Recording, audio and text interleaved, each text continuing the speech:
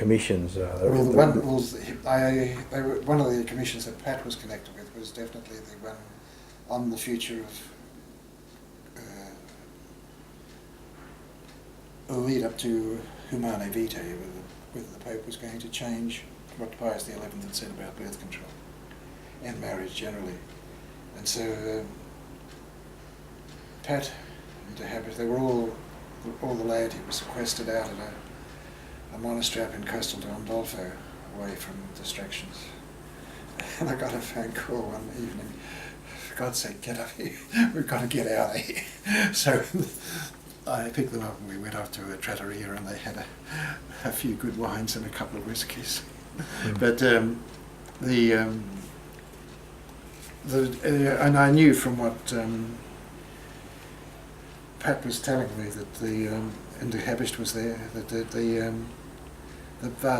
the laity on the commission, all of them, were pretty well.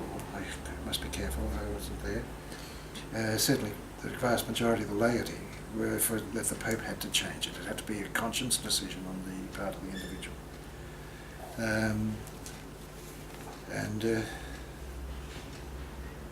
then, of course, that was thrown back at Paul VI later, when he had come down with the decision he did.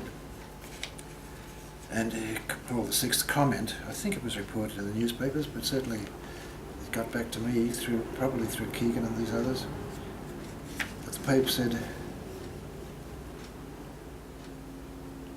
I had to look at the whole church and its history.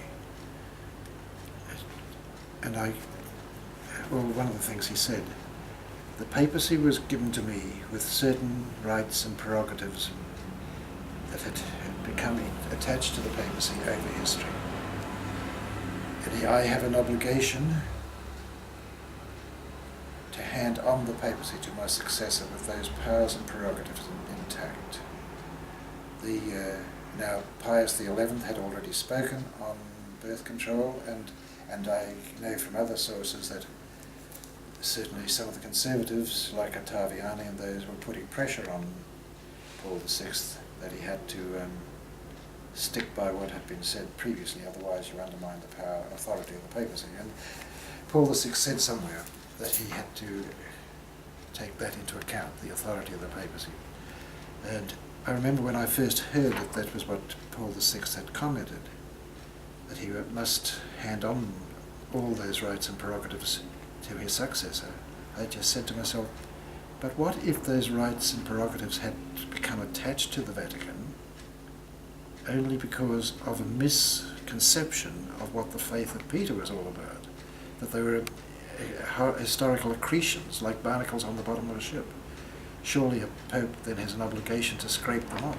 But that was not Paul VI at all. I'll stop.